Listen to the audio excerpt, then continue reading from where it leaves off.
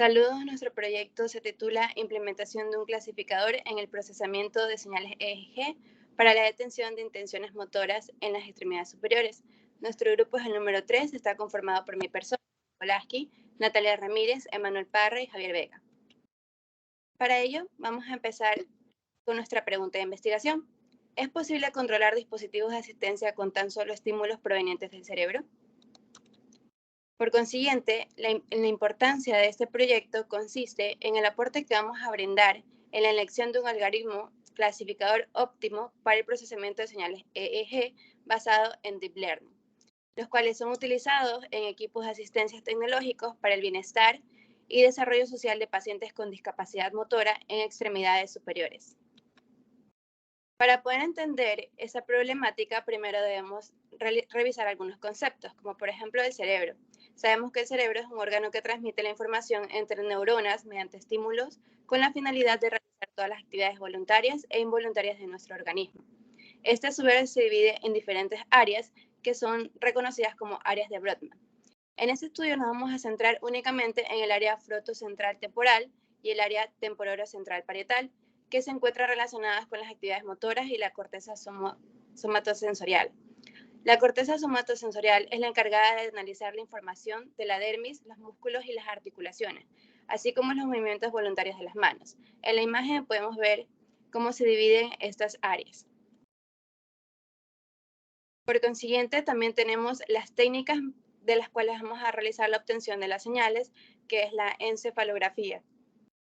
La encefalografía es una técnica de bajo costo, indolora, que se puede realizar a los pacientes con discapacidad. En otros conceptos clave que utilizamos en nuestra investigación, tenemos el concepto de red, el cual es un término que se usa para representar un conjunto de entidades conectadas entre sí. En este caso, nosotros utilizamos el concepto de red neuronal densa, lo cual es una red en la que las capas están densamente conectadas, es decir, todas las neuronas de cada capa están conectadas a las neuronas de la siguiente capa. Y este es un tipo de inteligencia artificial correspondiente a Deep Learning. A su vez, tenemos la red neuronal convolucional, el cual es un algoritmo de Deep Learning que está diseñado para trabajar como imágenes específicamente y tienen unas capas extra que la red neuronal densa, las cuales son la de pooling y también las capas convolucionales que extraen las características de las imágenes.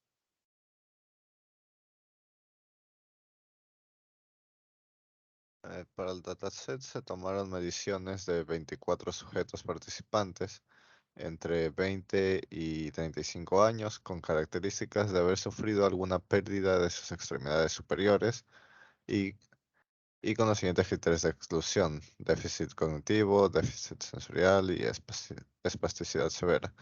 El dataset consta de 140 imágenes espectrales que representan los registros del EEG de los sujetos voluntarios.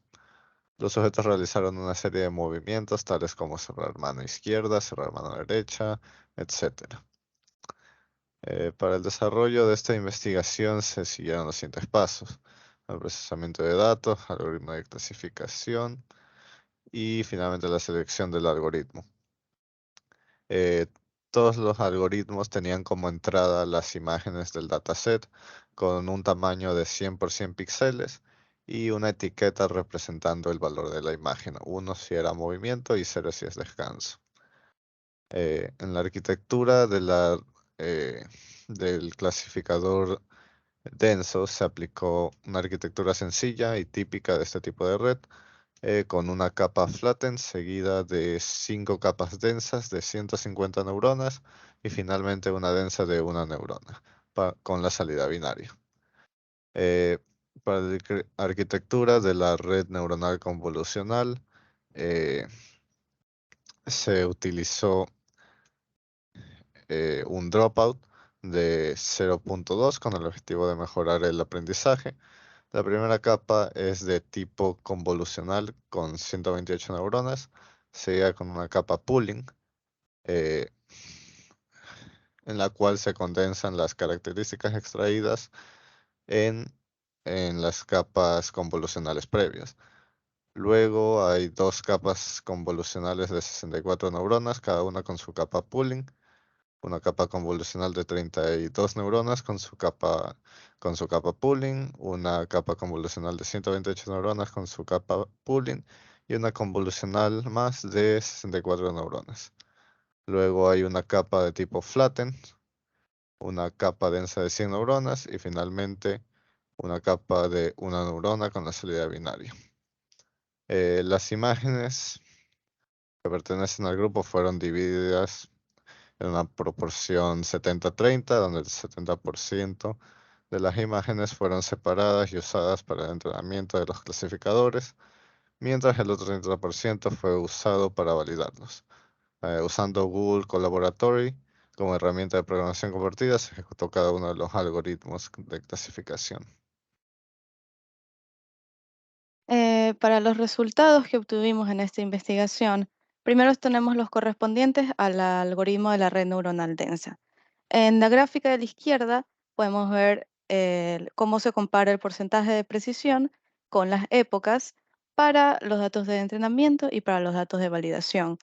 Lo importante aquí es de destacar que el entrenamiento tuvo una curva, o bueno, sigue más o menos una curva de aprendizaje continua, mientras que la de validación, su porcentaje final fue de un 64% aproximadamente, que es el dato de precisión que realmente nos importa.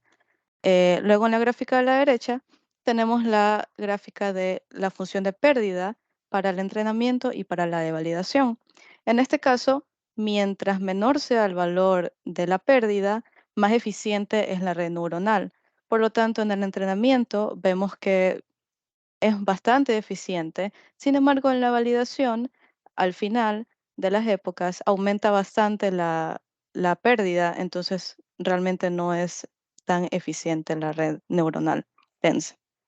Ahora, para los resultados de la red neuronal convolucional, tenemos las mismas gráficas. En la izquierda tenemos la precisión.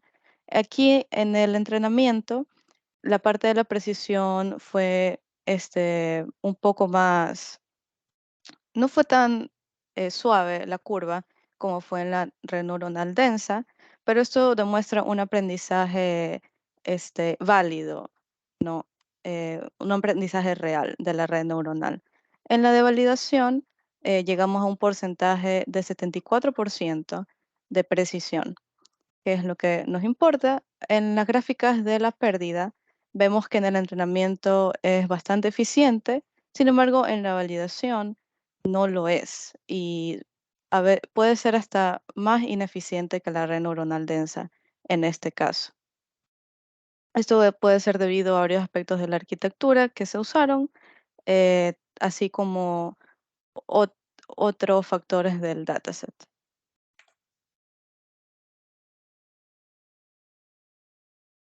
Como discusión, entonces, ¿es posible controlar dispositivos de asistencia con tan solo estímulos provenientes del cerebro?